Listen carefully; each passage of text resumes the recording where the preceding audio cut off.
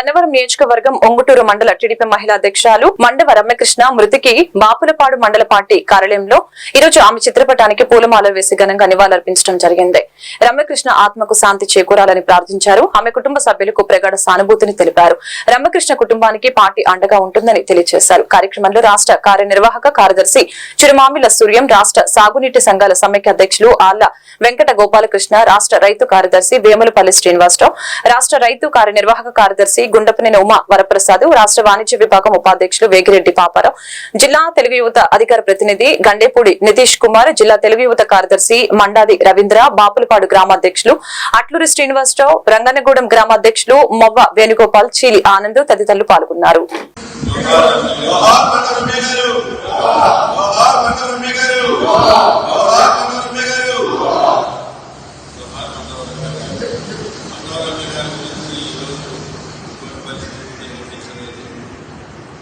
ఎక్కడ ఏ కార్యక్రమం ఉన్నా తెలుగుదేశం పార్టీ కార్యక్రమం ఎక్కడున్నా సరే అజెండే కాదు, ఏ కార్యక్రమం ఉన్నా తనవంతుగా వచ్చి పార్టీ చేసి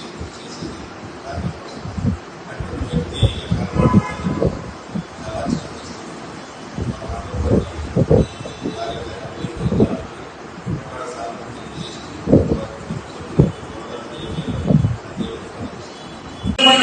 చాలా రమ్యకృష్ణ ఒంగూరు మండలం తెలుగు మహిళా అధ్యక్షురాలుగా నిరోజక పోరాటం చేయడమే కాకుండా ఆఫీస్ తగలబెట్టినప్పుడు కూడా ఎంతో సమర్థవంతంగా దాడులు ఎదుర్కొని ఒక చిన్న పిల్లలు 33 సంవత్సరాల వయసులో బాబు గారు ముఖ్యమంత్రి కావాలని ఈరోజు సిడ్నీలో శాయనాన్ని మొక్కుకుని తిరిగి వస్తుండగా మన యాక్సిడెంట్ గురై దుర్మరణం చెందడం అనేది చాలా విచారకరం.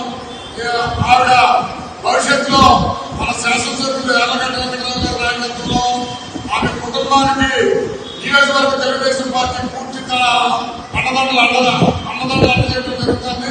ఏదేమైనా ఆవిడ కుటుంబ సభ్యులకి మా ప్రగాఢ సానుభూతిని తెలియజేస్తూ బాపులపాడు మండల తెలుగుదేశం పార్టీ తరఫున ఆయన వారి భర్త కూడా మాకు ప్రగాఢ సానుభూతిని తెలియజేస్తూ భవిష్యత్తులో ఆవిడ ఏదైతే కలగా